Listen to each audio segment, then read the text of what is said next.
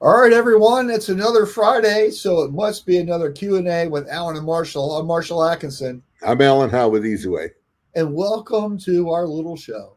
It is So, Alan is in some sort of hotel room or something. Where are you, Alan? at the Spring Hill Suites in Schaumburg. Um, it's okay. I've had better ones. I'm a little disappointed in this Marriott, if I must be honest. But Yeah, I get to go home today, so I'm okay. yeah, that's great. And last week I was traveling, Yep. so I was in California at the Graphics Pro Long Beach show. And so if I saw you last week, thanks for coming out. Um, I had a pretty good attendance at the two classes I taught, so it was a lot of fun to be there. And I'm sure we could talk about some stuff later. But it's always good to go home, and Yeah. that's, that's kind of an interesting thing. It's like, why is it, Alan? It always feels like going home takes longer than getting there. Ever notice that? Oh, I'm telling you, it always does. So, like, of course, I was gone for a month in Asia, and I think the trip over there just was quick. Coming back, oh my gosh, it's so much harder coming back. And yeah, but it is like that. So like I got here to Chicago on Tuesday morning and I went pretty quick. I know it's going to seem like forever on the drive home. Right. Yeah. Well, and so Chicago to your house is what? 4 hours? 5 hours. 5 hours. Yeah, depending on traffic in Chicago. So we'll say 9 hours. Yeah. It's the only thing I hate. I like Chicago. I hate Chicago only because of the traffic. Yeah. What's up with that? You figure they can fix that? Fix that. Yeah, right. If they can fix it, then we can do it all over the country. Why do that? Yeah. Well, But All right. Well, anyway, so we got a good show for you guys today. We got some really good topics, but of course, the way this show works is that it works for you. So it's Q yeah, and A, and this means we want your questions. yeah. So if it's got something going on in your shop, if you've got a problem or a challenge, or you just want to ask us anything, right? That's what we're about. So please, please, please jump that in there. And also, if you would just do us a small favor and just say hello. We want to know that you're watching. We want to know where your shop is, what's going on, all that kind of stuff. And so, by the way, Charles is here. Hey guys, happy Friday. Thanks for watching, Charles. Charles, hopefully you're not near the wildfires I've heard about in New Mexico. Oh, I didn't know they're having wildfires in New Mexico. Yeah, maybe to us it's wildfires. To them, it might just be bonfires. Okay. Well, anyway, so hopefully you're safe. And then Brian's also here. Hey, good morning. Good morning, Brian. So anyway, so please say hello and don't forget to leave a comment. And if you could share the show that you're watching, right? And so we took a month off because Alan went to the Philippines and so we're just getting back, and maybe everybody forgot that we have a show, right? So remind them, please share that you're watching, and that would kind of help us build our audience back. And we'd really appreciate that. So Also, let us know if you're getting the invites. I heard after last week's show that people aren't getting the invites like they used to. So I don't know. So I don't know if that's a Facebook thing or what. yeah, so I will check that out. I do know that StreamYard had some sort of Facebook notice today about Facebook's has changed something because that's Facebook, and you can't just leave it well enough alone, right? Yeah. So maybe I need to make an event. I don't know, right? So we'll have to look at that. I know Richard Greaves and Brian. You're watching on YouTube. We see. I'm told YouTube is way better. I mean, we don't care one way or another. But Well, Charles was watching on Facebook. So Charles, how did you? Yeah, Did you get a notification that we have a thing, or did you just remember to log in? What did you do? Charles just knows everything and knows what to do. Yeah, Brian said he got his notification. there you go. Yeah. So, all right. Anyway, so that's kind of the deal. Um, so let's kick the show off. Do you remember what we were going to talk about today? Shiny things. Shiny new objects. Shiny new objects. And so I think this is kind of an interesting thing. And I know when I was a kid, I really wanted stuff all the time, Oh, right? yeah. I wanted a bike, a dog, I mean, the latest whatever. And sometimes we really want things and then we don't really think about all the other things that you're going to have to do once you get it, right?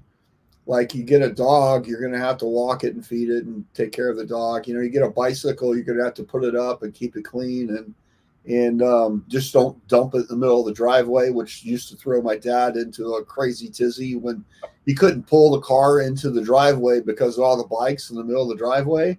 Can I tell you? Can I share my dad and driveway story? Yeah, did you just run your bike over? Not that sled. So in the wintertime, we were kids, and I had to be young, like 8 and stuff. There was a hill a block away, and we'd pull sleds and stuff and leave them in the driveway. And Dad had this big Dodge Adventure truck coming from work, furious, because don't leave the sleds in there. He goes, one day I'm just not even going to say anything and run them over. So me and my brother out sledding, left them in there. We're inside. Dad comes home from dinner, eats dinner and stuff. Can we go back to the hill? Yeah. We go out there, pile of toothpicks. Dad didn't even say a word about it. Dad, our sleds all. He goes, really? Were they in the driveway? Maybe I didn't see them. We never did that again. Yeah. It's like another year, but yeah. So yeah. So anyway, so how does this relate to businesses, Alan? Oh, well, all the time I see it. There are in every business there are sexy objects, man. If you're a screen printer, man, you're looking at presses and stuff like that. They turn around, they have buttons, they have lights, they're fast, they're cool. They have cool colors. They're green, they're blue, they're red, they're all that. They have a big touch screen. They're now all LED and everything. In DTF, they're bigger. They're there's less powder. These are some sexy new things out there, and we forget about things like you get a DTF. What about the heat press? That heat press is more important than that DTF machine, because those things don't go on with the heat press, and that can either slow you down, speed you up, or make you money. In screen printing, how this came up is, I'm in a shop and I'm in the dirty part. I'm in the reclaim room. I love it. And there are people, they're doing over 250 screens, a day, and they're doing it manual and getting there, but they need to do more. And we got talking about auto reclaim, and it's told to me as I'm leaving, they go, that was real good, but I think they're going to buy a new press first. I almost had a stroke right there as I'm walking out their door going, how can they do that? You can't buy a new press when your bottleneck is in your screens. Now you've just increased the bottleneck part. And you know what? And I just got thinking, oh yeah, well, you know what? Auto reclaims are fine, but they're off-white and they don't make sexy noises. They don't have cool things don't come out of them. Good prints and stuff. And it's a shiny object. Yeah, but I can tell you that when you focus on your screen room, this is how you make more profit.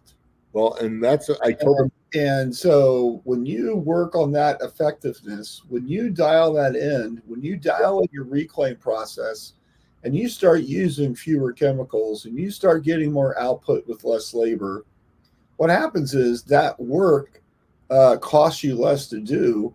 This is where profit comes from. When you have I did a whole study on this, as you know, right? Yeah. And so when we were looking at this, I determined that we were going to save at least 65 cents a screen. And then once we got the equipment, it turned out to be more like 75. Right? So you were probably down to 35, 40 cents a screen doing around. Well, this is the whole cost of doing a screen, right? And labor, coding, cleaning, like the whole thing, right? So it had a big spreadsheet project, and it was real easy to do. And how I did it was we did a daily count of the screens, and we know what our employee, how much it costs us in labor because we know who's working there, and we know how much chemicals we're using because we have to, buy more, right? Right. And so it's just like, what are all the ding, ding, ding, ding, ding? What's the total for all that? And divide by that by the number of units, right? And then you can get how much does it cost, right? And it's not too difficult to do. And then when you realize that you can increase your output, and then what was really great was that the cost of the consumables drops, and it doesn't make sense that it would drop, but it dropped, right? And so that was what was really interesting. Well, and now here's the other factor. What's going on with them is that they're running 3 automatics, and they can't get enough screens. It's always a struggle to get more screens. So the answer is what? Get another beast to feed on screens, where you keep having to buy screens and you can't cycle them through on your cycle. This is very counterproductive, and all you're doing is creating a bigger bottleneck. Yeah. It's going to cost you money and eat more into your profit. Right. And I would also look at, if they wanted to expand their capacity for printing, I totally get that, right? Yeah. But a way you can look at that is we can look at our downtime. Yep. So how can we increase our downtime? Decrease our downtime. You don't want to increase your downtime. Decrease your downtime, and that way we can get more jobs out a day. Right. And then also, what if we added a second shift or even a part-time night shift, right? Or split shift. Yeah. You really need a full-on press, or is it just? What is your need, right? Have you done the math and analyzed how much work that we have coming in? Because I can tell you a lot of shops are not consistent with the demand for production. It's only at peak season is when we're, really up against it, right? So let's say that's 6 months out of the year, right? Can you do a extra shift on that 6 months where you've got a crew or 1 or 2 presses coming in, and they work for 5, 6, 7 hours or whatever every evening, right? And then they're doing these bigger runs and everything. And what happens is everything really drops then, because all of your other hard costs, your mortgage, your insurance, your electric bill, everything, you're going to be paying that money anyway. But now you've got all this extra production that's tied to that. And then what happens is your costs really drop, right? 100%. Yeah. I see this too, and not just in auto reclaim, but and I got thinking as we're talking. And first of all, just the caveat, this is the first time I was in that shop. I was taken in there by one of our dealers, and this conversation as I'm walking out the door.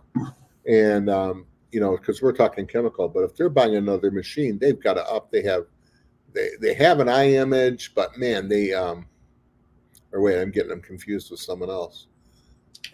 No, they're actually running film. So, they need to up their computer game on there for imaging.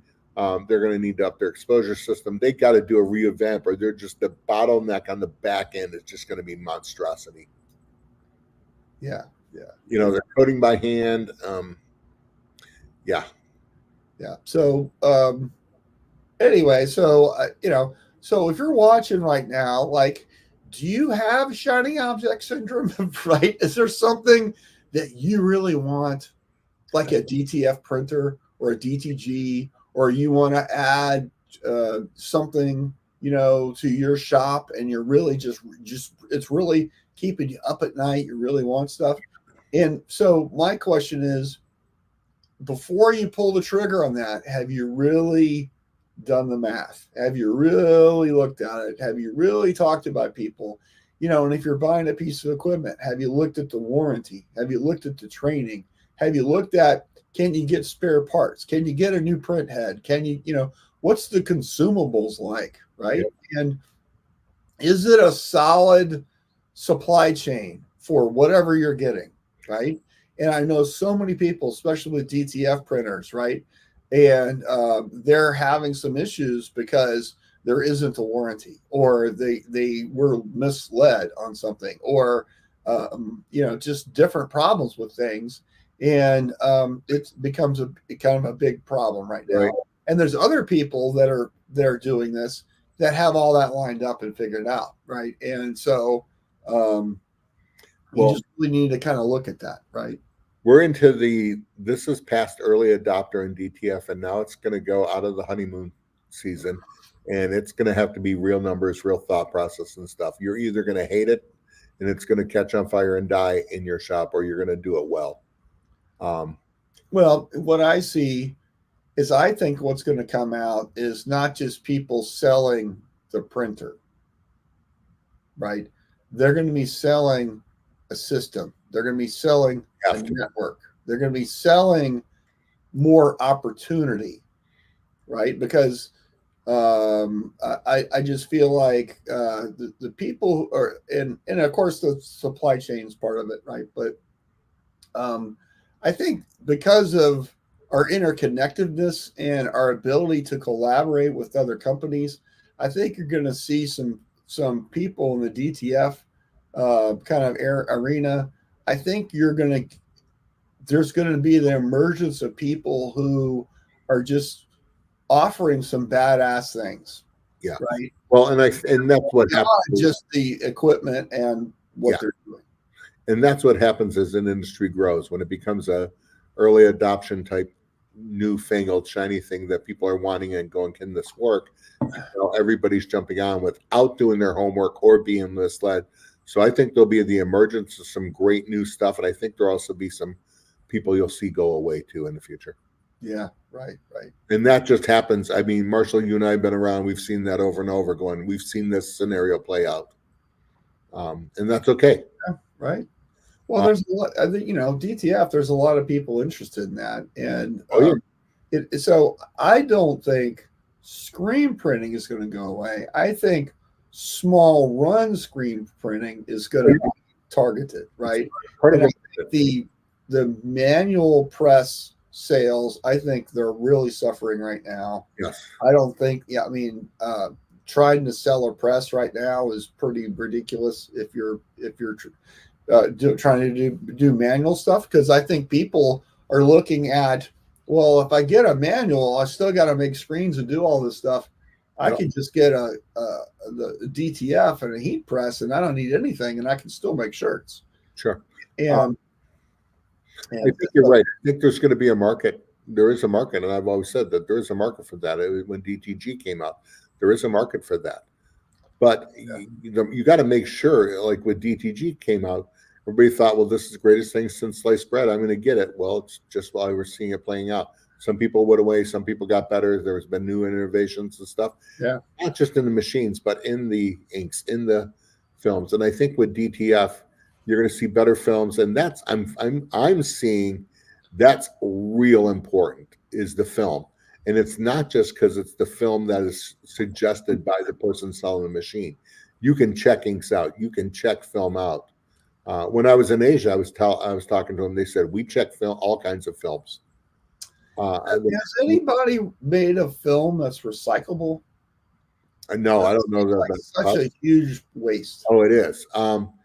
But I think that's on part of the quality of it is your films and inks of how it's done. Yeah, I get all that, but just like, think about all that material is just going straight to the landfill. Well, that and with camera films, it was the same thing. And jet films, I don't know that it can be recycled. I don't know. It'd be great if it did. Yeah, right. Somebody out there, start working on that, will you? Yeah, absolutely. Hey, all right. So got some more folks joining us. So Cindy's here. Good morning. Cindy from Texas. And Dan's here. All right. Poppy's in. And we'll talk more about Dan later. I bet you can guess what I'm going to be talking about. Art. How'd you know? All right. Dot Tone Dan. So we always talk about art and dots. Yeah. With the badass beard. Dan's trying for that. Yeah, right. So, all right. So, next topic. Begin with the end in mind. Yeah. Right? And I think a lot of people, they start launching into things and they don't quite have it figured out. Right. Yeah. And that's okay. You don't have to have all the answers, But I think what we need more than anything is some sort of goal, some sort of outcome, some sort of destination, because that's really going to help us. Now, if we think about where we are in the year, right, we've got 6 months left, right? So at the beginning of this year, did you set a sales goal? Did you set a profit goal? Did you set an education goal? Did you set in your brain what you want out of this year? Not just in business, maybe out of life. What do you want to be doing, right? How's that going, right? And if we think about beginning with the end in mind, the reason why this matters is because when we're halfway there, we can assess, okay, does it feel like we're halfway there, or does it feel like we're way farther out than we need to be, or does it feel like we're closer to our goal than we thought we would be at this point, right? Mm-hmm. Where are we? And I think a lot of times, we don't like kind of map things out, and so me, Alan, I'm a very outcome oriented person. Right? Oh yeah, really? and what I try to do is I try to think about this stuff before I start. And does it always work perfect? No, I fail all the time, like just constantly, but that failure is what fuels a lot of growth, because you start learning and you start doing things differently. And then maybe sometimes you got to raise your hand and ask for help because things aren't working out the way they should. And, you want to be responsible or whatever. That's what you do, right? But if we begin with the end in mind, we kind of know what we want, right? It just makes so many things easier, because then we can find out who can help us, or we can find out what books to read, or what videos to watch, or what trade shows to go to, or what suppliers do we need to talk to, or whatever, right? What do we need, right? And I say that because I've been talking with I talk with lots of shops, right? And and sometimes I think that people are they're just doing their thing, and they don't really have a destination. They don't have anything that's set up. I was talking with a shop not too long ago, and they were a $9 million revenue business that was breaking even. Yeah. And I started asking them questions, and they really couldn't answer them, right? And just because they haven't ever thought about it. So these people are really busy not making any money. Right. And why is that? Right. And so, and what's interesting is when you start asking them stuff, they have no answers, because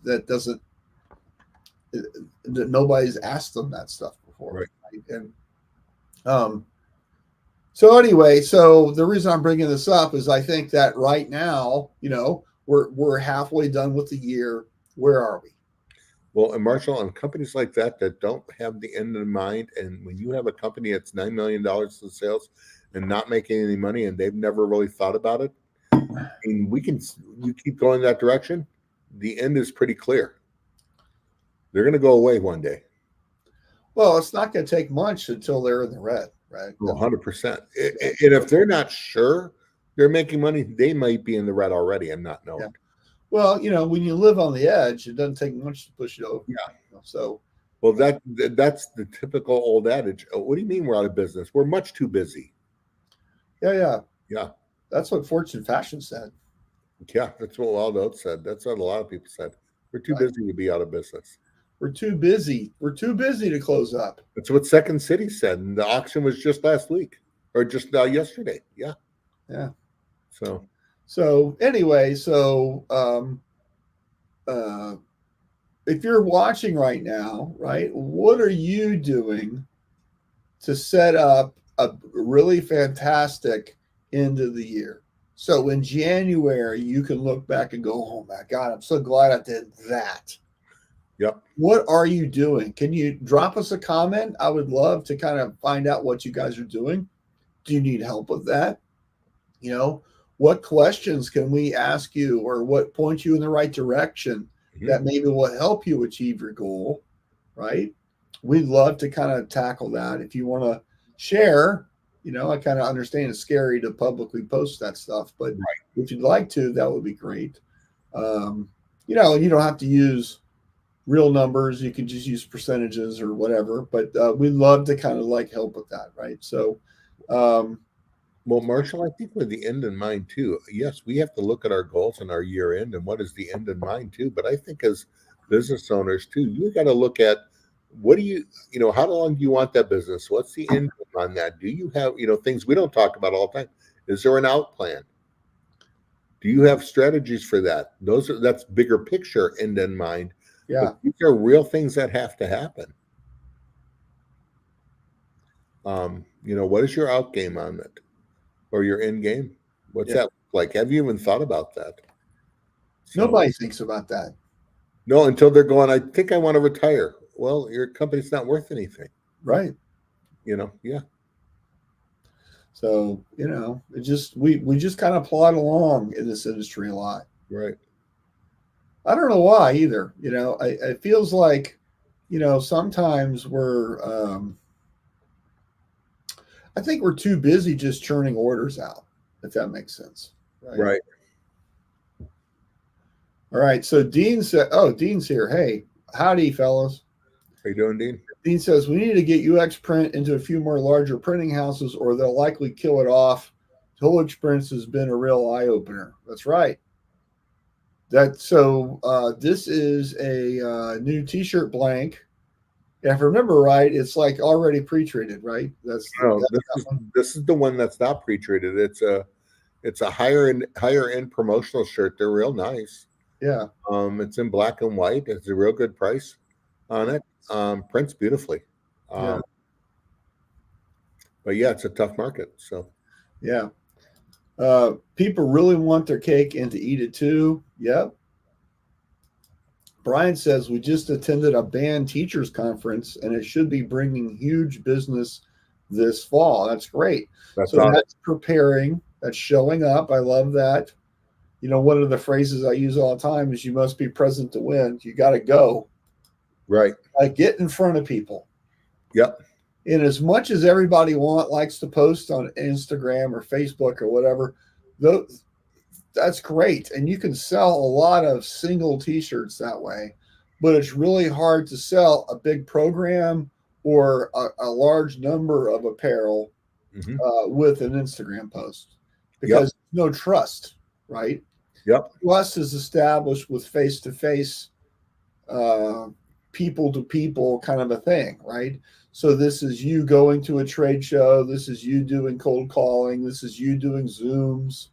It's you getting in front of people. The more that you do that, the easier it's going to be to build businesses because trust is what we need. That's kind of what we sell, right? Especially with larger orders. Print on demand stuff where you're just selling that one shirt. Yeah, you can do that with a Facebook post easy, right? But getting that print on demand program, that's a face-to-face thing. Yeah. So, let's be cognizant of that, right? How do you approach this kind of stuff, Alan? For goal setting or, also you're in Chicago, you're going to be seeing a couple people, but you make time for other things like having breakfast with somebody or seeing another shop that you don't know. Like, how do you kind of think about it? Well, I schedule it depending on what I have going on. If I'm in Chicago just by myself, then I can see shops. So Easy Way we're a very dealer-minded company. We like to sell through distribution, and I have 1, 2, 3, about 4 of them. Chicago is just a massive, massive market. About maybe 4 major ones that How many shops are in Chicago? 1 million. I don't know. I don't even know the number. There's just so many. And between small ones, big ones. And when we're talking Chicago, we're talking Chicagoland that can go up into Wisconsin, all the way down to Joliet, all the way, into, Gary, Indiana and stuff like that. It's just huge. And there's so many of them. Yeah. So when I'm working with a dealer, like I was this week, I was asked to come in and work with 3 of their guys, and that's what I did. So the only thing I tell them is that I need to know, make sure we have 4 to whatever per day. I don't care if they're big, small, or whatever. And this dealer always does good at setting stuff up. Now today I'm seeing someone that. Hold on. So you began with the end in mind. I want to see at least 4. Yep. I don't care what. So you've set your expectations about what you want. Yep. For the day to happen, and because every visit is an hour or whatever, probably, yep. Right? And then you got travel time booked in there. Well, right? and I tell them too. I said, yes, there's shops we can follow up. Like I was at Grunt Style with them, and Grunt Style orders from mostly this distributor, but from a lot of them. And I've been in there before. I don't overlap with dealers, so if I've gone in with one and they're buying product from them, I'm not going to go in there with another dealer. Yeah. Now I'm seeing a shop today that I've been friends with forever. I've sold them equipment, but they buy from a dealer that is not under my umbrella. So there's easy way product, but I still service them and see them because we're friends. Yeah. And everybody's trying to go in there. So I won't go in there with anybody. Yeah. If there's a bunch of them like that, I just don't go in there with any of them. There's one in the south side of Chicago in Blue Island. I usually go in there by myself. They've ordered from one distributor, then they're ordering from someone out of way down in Texas during COVID, and people lost it. I got them with another distributor up here, and I just go in there myself. Mm-hmm. Sometimes I just go in there myself. I have on the graphic side and the medical device side, I have some direct ones, and those I make time where I'm just coming in. My last trip before the Philippines, I came in, I saw big accounts that might be through dealers, some through us. I saw my, graphic accounts, and then I just made social calls on all the dealers. Right. So, but, oh yeah, you can't just travel 5 hours and go, I'll figure it out as we go. Right. But I do leave time on a cold call. So on the way down, I stopped and got gas, and I want to say it was Jackson, Michigan. On there, I stopped and get gas, and while I'm there, I left early, and so I had all kinds of time, and I was on good time. So I just did Google screen printers near me, less than a half mile away. So I went there, called on ProLogic, did a cold call. Yeah, great. You know what? You're right there. So you do it. You got to keep doing it. You got to have an end in mind. You always got to build in a little margin, especially like, Chicago, it's always traffic. I was with the dealer and something came rolling across the freeway. Who knows what it was? Just, Chicago space junk came rolling across. It went under a car. All of a sudden, tires going flat. So off to the tire store we make it. So we're out an hour. Yeah. Things happen. You just go, he was apologizing. I'm like, stuff happens. Yeah, right. What you're going to do? So, but you got to have it in mind. Gas is too expensive. Travel's too expensive. Your time is too much just to be going, I'll figure it out. Yeah. Next week, I got stuff to do. The week after, we're doing some testing, some new products in place. After Chicago, I'm like flying to Buffalo and then all the way down to Pittsburgh, working on some shops and flying back home from Pittsburgh. So yeah, there's just a ton.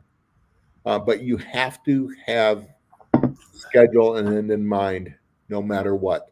Right. On goals, I have set, this year, I have targeted accounts. It is, some major lofty ones, but we're hitting it. Mm-hmm. I'm like, okay, this is against some of our competition. I'll go in there direct if I have to. We'll just see it is. But yeah, you're taking off the kid gloves. You just got to do it. Right. Economy's too weird. Business is too weird. You just gotta. There are no rules. Our rules are just make money, but do it smartly. Yeah. So Dean says he's looking forward to the DTF downturn that is inevitable. So, or at least some sort of new buzz in the print-on-demand space. Right? How do you think? Why would you think that? I think he's joking. So, but yeah. And then his next comment is off topic. You see that all going on with Delta. They are dropping their DTG to go operation due to the loss of major customer taking production in house. That being said, all the customer they did have will go back to other small ops. Is this to see the flux of workload when things get shaken up? Well, this is the problem when you have somebody that's a major percentage of your business. If something happens with them, then what are you going to do, right? So when you have all your eggs in one basket, otherwise that's very risky. So I only have 3 eggs in that basket. Well, they're ostrich eggs, and you lose one. That's 30% of your business. Yeah, right.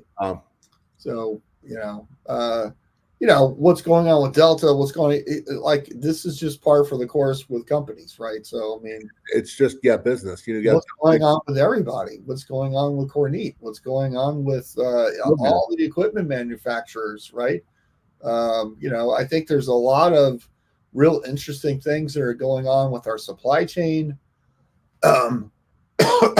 You're seeing and what's going on with FedEx, right? I mean, what's going on with companies not being able to do what they're supposed to be doing, right?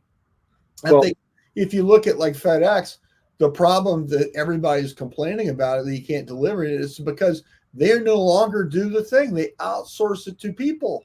Yeah. You could be a FedEx driver, Alan, right? People do. The last FedEx I got, people are pointing up in FedEx Toyota Camrys. Yeah, right. Yeah. So it's like, so why don't we have the thing that we used to have with the companies? Because they quit doing it. Right. Right. Dean says he's not joking about DTF. The power is an issue and the market has floated too fast. So smaller subpar printers, any customers are wising up to supposedly not to get DTF due to the feel. Well, it's the problem is it's just like screen printing, right? There's good stuff and there's bad stuff. And when everybody on their planet is getting a DTF printer and printing these crappy prints, it just, there's people who do it that are really great. There's DTF transfers out there that you can't even feel. I know because I felt them, right? And another part of this is, there are crappy printers out there. Well, let's face it, in the DTF market, there's only like 3 or 4 manufacturers. They're all in China. Yeah. Everybody's still just putting their own doodads on it. But the fact that it's going to go away, Dean, I was just in Asia, and they've had DTF for almost 20 years, not going away. Yeah. Now, what will happen here in the United States is exactly like, and Dean, you work with Brian, and I worked with Brian then, we've seen it. You're going to see, and I still say this is the playbook of new business. Every early adopter in that DTG market back in the day when it came out is gone. Gone. And there will be an influx like there was, and there will be a downturn, but there will be bigger boys that come in and get it better. Brother came in, had a more expensive machine. The ink was more stable and stuff, but people started going to it because they weren't locking up and they weren't buying cheap machines that ended up being boat anchors. So I think there will be an adjustment in the market. It's still, from what I'm seeing, and I'm far from a DTF expert. I'm probably not even a novice. I'm below that. But from what I'm seeing, it all depends on the ink and the film. It's going to come down to that. And Marshall, it's one of the things, and it's a problem in our industry too, with all equipment is, what happens, on service on there? Where are the instructions and the training? And somebody's going to have to be the big boy in that one. Now, things that I've seen happen, small things, Marshall, when DTF first came out, remember we were at an Academy meeting and we're hearing about how dangerous this powder is, this adhesive powder. And you and I, Richard Greaves and I were sitting there with Dr. Ray Work, and we're like, holy crap, does anybody know about this? And we start looking up, it's like all true. I'm glad that almost all machines I'm seeing now, at least they have covers and ventilation on that. Yeah. Because that was just a health hazard and a half. Yeah. So here's the thing is there's a thing called Lumiere's law, right? Which states that any new technology, when it first comes out, is used just like the old way we used to do it. Oh, yeah. And so, but that doesn't mean that that's where it's going to stay. Right. And so if you look at DTF, I think right now we're we're going to see a real emergence of people who are going to be doing some amazing things with this. Um, and it's that'll probably blow everybody's minds that we just haven't seen it yet. It's coming, right? Yeah. What are you talking about, Marshall? I don't know. I just have a feeling that so it's prime for really good technology. It's prime for really good software. It's prime for lots of great automation where people don't have to touch stuff to really lower the price. It's prime for collaborating with people. Can you imagine like a DTF network where, you know, there's 100 shops across the country when you're plugged into that delivery to your customer is now a local delivery. Right. This is where this is going, right? And it's not just like how we've always used it. Okay. It just needs to be applied and smart people taking over and driving the car a little bit, right? Yeah. So if you're thinking it's going to be just like every other thing we've always had, that might be true, but I think it's going to be more than that, right? Well, I think that's just the technology we're in, and that's always true. It's technology progresses on it. And Dean post again, he goes, "It's not going to go away," and we know it's not. Yeah.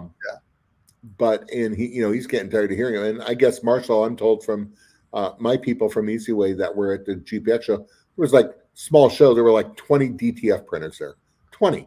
A lot of those are going to go away, and it's the hot. Well, it's the competition thing, right? So and then the people who don't have good service, who don't do what they're supposed to do, that don't have good training, who don't take care of the customers, who don't do the things they need to do, they're the ones that I think are vulnerable, right? But if you're a DTF printer company and you have lawsuits because your customers have lost tons of money because you have failed them, right? Yep. You're not long for this world. Yeah, and you know what? And especially in an age where it doesn't take much for the whole world to find out that you're a bozo. Absolutely. And again, this is the same playbook of the incoming of DTG. You know, Dean, Brian Walker and I saw it, and I lived through it. It was like amazing, and I'm seeing it again and again. It's not changed. It is going to be part of our market, but yeah, everybody and anybody now has a DTF machine. That'll go away. I just, I don't know if DTG is going to stick around. Yeah, I don't know on that. I don't know the market. Because, the pre-treatment step has always been problematic. Right. Because you have to put exactly the right amount, right? And those nozzles clog and whatever you get off, it's sometimes it's built in, sometimes it's in a separate step, and you got to, there's all this touches and whatever. I think the reason why DTF is so appealing is because it's simple, right? There's not a whole lot of steps. You don't have to really know much. If you dial it in and get some good suppliers and get some things, you can have really great success without really a whole lot of knowledge about how these things work.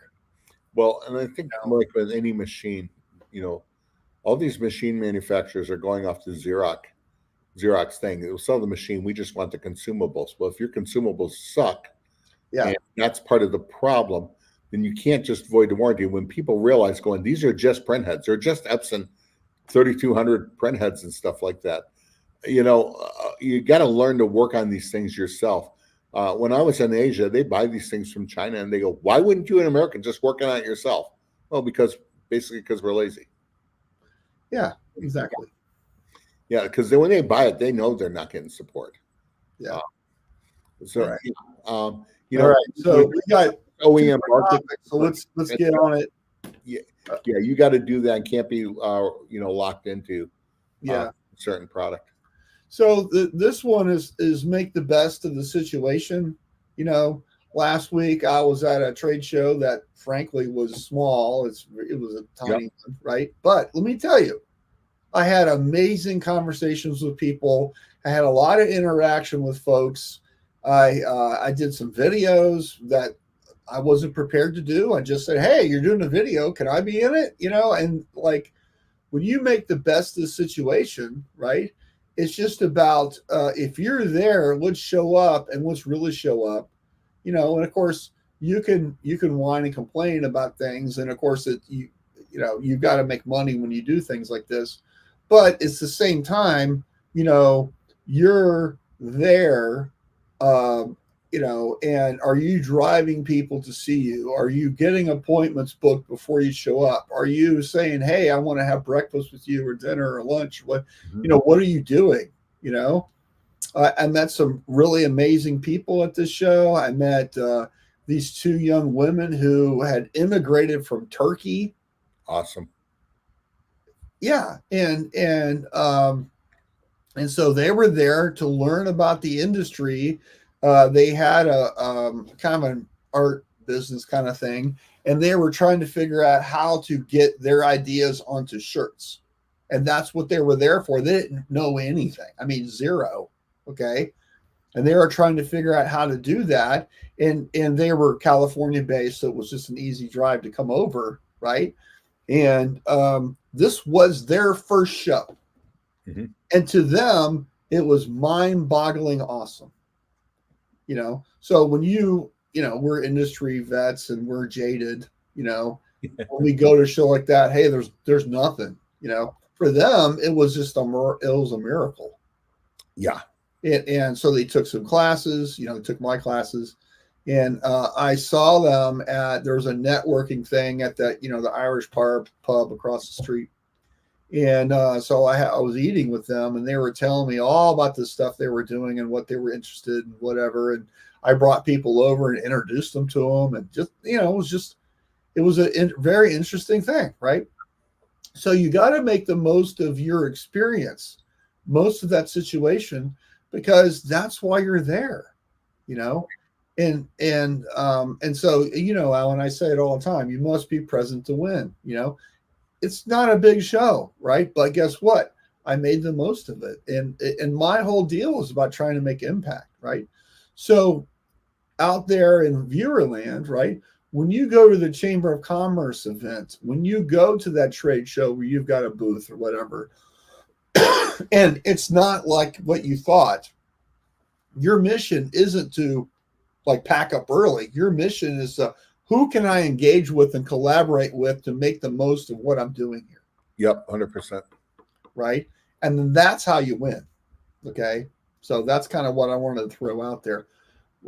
What do you think about that, Mr. Howe? Well, you and I, especially at trade shows, it's the same way. No matter how good or bad shows are, mine is always, who can I meet that's new? Who's new? Who is there someone I can maybe strike up a conversation with that might not engage something here in the immediate, but maybe in the future give us something to talk about, that because you never know what's coming out down the market and in the future. So you want to have those contacts and have those conversations. At Printing United, there was a guy in our academy that I had a conversation with on a chemical thing, completely outside of most textile screen printing. And it's something that, as we talked about, he said it might not be a fit right now, but he goes, we got to figure out how to make it a fit in this space. Yeah. And it's like, okay, I don't know that I have a fit in that space, but maybe we'll find out. So, yeah. So you're always wanting to have those conversations.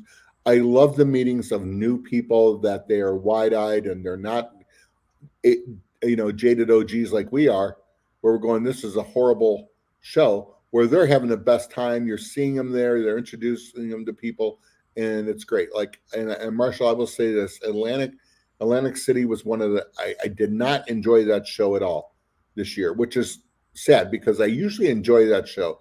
But, we had a couple bad meals, a show that I thought was poorly attended. Best part was you invited me to dinner with the people from Draw the Line Tees. Right. They're my clients. Yeah. Incredible. I still keep in touch with them. I'm in Asia going, Alan, how's it going? They're texting me. Loved it. And, do they screen print? No. Love them. So, yeah. So it's always, who can you meet? Who are you looking for opportunities? And maybe that opportunity hasn't even presented itself yet. You just don't know. I'm like you. Who can I have breakfast with? Who am I having coffee with? Who am I having lunch or a drink with? Yeah. So let me ask you this. I was talking about this last week, right? Mm-hmm. And I think one of the biggest differences between guys our age is that we grew up before phones and cell phones, not before phones, right? Not that old, but cell phones, right? So we had phones, but they were on the wall and you couldn't take them with it. And so we've had to go meet people and do stuff and stick out our hands and introduce ourselves and whatever. And I think like my son and people, I don't know, under 30, under 35, maybe, right? They're used to texting, they're used to swiping, they're used to doing that type of social meeting, but not in live reality meeting, right? And so the idea of just coming up to somebody and saying hello seems weird to them. Or a trade show, talking with people, or asking questions, or a networking event, or that cold calling. It just seems foreign to them. What do you think about that, right? You know what? When you swipe, when you text, when you do that, that's almost like, I want to say it's conversation, it's memes, it's small things. It's not engaging. You're not engaging that person. You know, when you can look somebody in the eye and say, hey, XYZ. And Marshall, you and I are a great example. We met, how did we meet? Off of Twitter. You know, we were following each other. I don't remember. It was a Twitter thing, you know, because I'm doing shows and I'm marketing out. You are too. And I'm going, who's this Marshall Atkinson guy? You're at Visual and you're talking stuff. It was on there. And then we're talking, hey, you're going to be at Long Beach, Alan. I'm doing a seminar. Well, so am I. He goes, why don't you come to my sustainability? First, I met him. And I walk in there. I hadn't even met him face to face. He calls me out in the middle of the, he calls me out on there. But that's how it is. You know, we met kind of on there, kind of a little engagement. He reaches out, and then, but now or a little conversation, and now the engagement. Yeah. And that's where it is. It's okay to make contacts on there. And you know what? I'm not saying not do social media. That's not what I'm saying. What I'm saying is that I feel that folks that are in the younger generation, and you're going to go shut up, right? But it's like that it feels awkward to have human to human contact when you don't know somebody. Like, can you by yourself go attend an event where you don't know anybody? There's no safety net. Can you just go and have a good time and meet people? Well, Marshall, younger generation, I can do that. I don't think other people can do that. Yeah, in the younger generation, I don't want to say they're awkward at it. They're terrified at it to go up and introduce themselves to someone. You know, I get it if you're new in the industry and going, oh, that's Marshall Atkinson. And there's people that are printers that were like, I remember one guy who ended up winning awards and stuff. I've never met Lon Winters. I went to like, Lon is the nicest guy in the world. Just go say hi. And all of us, like none of us are unapproachable. Yeah. But there was a thing of, you know, when I hear younger guys, have you gotten a hold of this guy? Well, I texted him and he didn't answer, and I emailed him and all that. Did you pick up the phone? Did you dial? Come on. Yeah, right. You gotta see people. You got to talk to them. You know, well, you'd be like Marshall. Marshall, how often do you check your emails? 3 times a day. 3 times a day. So I've emailed him and not got anything, but because he hasn't checked it yet. And then all of a sudden we're talking, going, "Oh, I just saw your email." Yeah, because emails, we get emails all the time, so they're in a box, a ton of them. Well, when I check my email, it's I don't know, 150 emails I got to go through, and then like 80% of them are crap, garbage. Yeah. So the first thing I do is I click all the ones that don't matter, right? And or actually, what I do is I go through first, and the ones that I know that I'm going to label as spam, I do that, label as spam, delete, and then I go through the ones where it's like a promo thing from somebody, but I'm not going to unsubscribe, and then I just get rid of that. And then they start at the bottom because those are the ones that came in first in, first out, right? And then I grow up answering and doing things. And, you know, so me doing my email is half an hour of work, right? But that's why you only check it 3 times a day, where you know some of the younger generation and people that are just going, I just do social media, I just do, I don't do a face to face. Well, fine, you're only doing half the marketing and half the work, and it's going to take a longer time for engagement Right. to be profitable, I think. And and my job, it's you still got to be face to face. You still got to go there, and anybody can buy product, off the internet. Everybody's an expert behind a keyboard. All right, here's something let's talk about. Brian says a local service company uses Yelp for leads and said that when they started using the messaging app on Yelp, their leads increased 6-fold. First off, I didn't know that Yelp had a messaging app, right? So what does that mean? Does that mean that the other customer is on Yelp also, and then you can message them through Yelp? That seems weird because let me tell you how often I go to Yelp. Zero, never. I go to Yelp all the time, but I'm looking for restaurants in different areas. I don't use Yelp. I just do restaurants around me, right? No, see, and I go to Yelp because it's a little bit better reviews and stuff like that. So I go to Yelp on restaurants. Jay Bear said 20 and 30-year-olds have to build up courage to call someone. There you go. There's a word I want to say, but I'm not going to about them on that. Build up courage. Yeah. It might be a kitten cat, but yeah. Yeah. You know what? You got to build up courage to make a phone call. Yeah. Yeah, right. So, all right. So we got a couple minutes left, and I want to share some things before we go. So first off, I'm going to be in Philadelphia at the Graphics Pro Show. I've got 2 classes. So if you're in the Philadelphia area, an hour away or so of Philly, I don't know if you go there on purpose, but if you're in the Philly area, I would love to hang out with you. I'm only there on Thursday. So I'm flying in Wednesday night. I'm flying out Thursday night. I'm just there for a day. I'm teaching 2 classes. I got one at 8 to 9:30. The show opens at 10. So get there early and take my class, 5 key challenges. It's a great class. I taught this at Long Beach. I had about, 50 people or so in the class. And I got emails from like at least 6 or 7 people telling me this was the best class they've taken in the industry yet. So yeah, it's amazing. Okay. We had a call with Stacy the other day. That was that email that I sent to her, was one of those, right?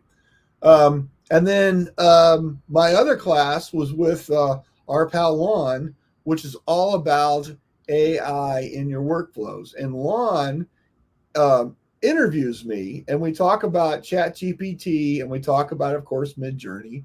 And then I'm showing live examples of both and how you can use these in your shop to increase workflow and solve problems and that type of stuff, right? And it's a very fun class. It's, we kind of like, Lon, we kind of joke around a little bit, but we're teaching at the same time, right? So Lon talks about his shop. I talk about how I do things and whatever. So it's a good little class. That's at 1:30 to 3. Okay. Yep. So if you're in the Philly area, Thursday, July the 11th, I'd love to see you. And then here's where you can go to register.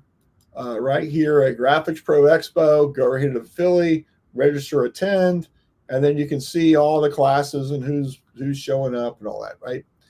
The other thing that I want to talk about, of course, is Shirt Lab Nashville.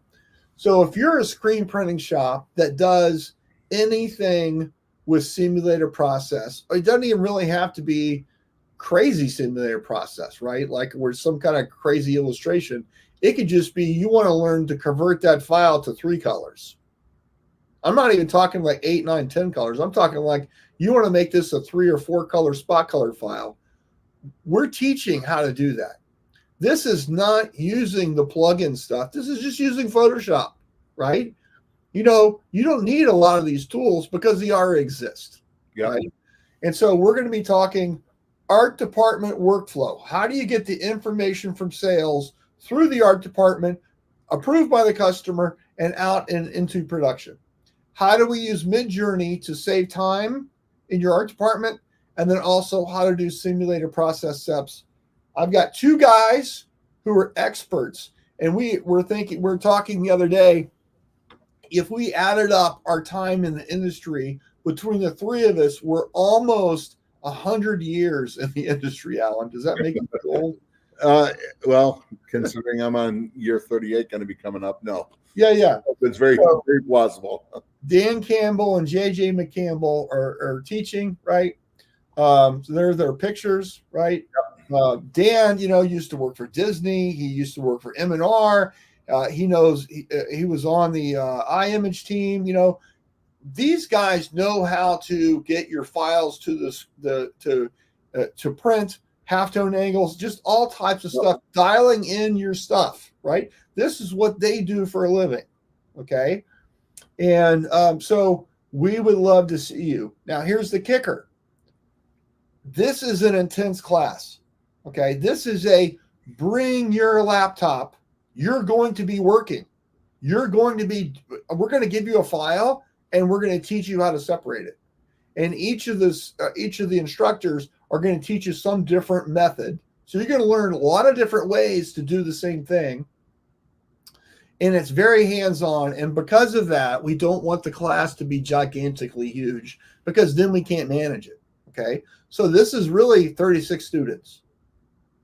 Perfect. Okay. So that, and even then, I think I'm pushing it, right? Yeah, it's still a lot. But it's one of these things where we want you to know how to do stuff. Do you have to be an expert? No, but you need to know how to use Photoshop, right? Yeah. You need to at least have a Midjourney account. You don't have to be perfect, but you need to have at least a Midjourney account. We're going to be doing stuff live, okay? You're going to be getting the files and pre-downloading them so they're on your computer when you show up, kind of like going to summer camp. You got to bring these things, okay? Right. It's going to be a blast. It's Nashville, man, okay? Lunch is Hattie B's hot chicken. Yeah. Okay. And we're going to have regular chicken for those that can't hit the spicy, but it's going to be a lot of fun. Okay. And we want you to show up. So right now, early bird saves $100. Okay. And so just go to shirtlablive.com /early bird, save $100. Okay. And get signed up. And if you're doing this stuff, you need to be there. There's a networking party Friday that starts at 7. So there's plenty of time for an afternoon flight into Nashville and still attend that. The actual education is just all day Saturday. So it's not even during your work hours. So we did that on purpose so you guys can go, or your art person can go. Okay. There's a hotel block. Hotel block ends on July the 12th. Okay. Which is just, 3-4 weeks away. Right. So get signed up. This is a couple blocks off of Broadway. If you've been to Nashville, that's just like Bourbon Street in New Orleans. Mm-hmm. This is downtown Nashville. Lots of fun. We're going to be having a blast. Want to see you, and by the way, Easy Way's got a ticket. Who do you send it, Alan? I have 2 people I got to call on that I have in mind. So would love to see you guys there. Would love to see Alan. Would love to see you there if you got a minute. But it's going to be a lot of fun, and so I kind of just wanted to throw that out there, right? Any questions? Just give us a holler. Happy to do that. All right. So let's stop that and let's end the show. All right. Any last minute words of inspiration there, Mr. Howe? Not really. Everybody keep working, man. Keep in touch. Be safe. You know what? We're in a weird year on there. Anytime there's election year, things get weird. Keep looking forward, man. Build your business. Yeah. I'm flying to Oregon on Sunday to do some stuff up there with stalls at the beginning of the week. Right. Yeah. It's going to be fun. And I'll be back for our show on Friday, though. So we'll hopefully see you guys next week. Thank you so much for watching. And if you're watching this as a recording, please drop us a little note that you're watching as the recording so we know that you were there. Right. And share it with people, man. And remind people all the rebroadcasts, man. They're on YouTube. They're on podcast. Yeah. That's frankly where all our views come from. Most people aren't watching. It's so fun. So yeah. So yeah, that's about it, man.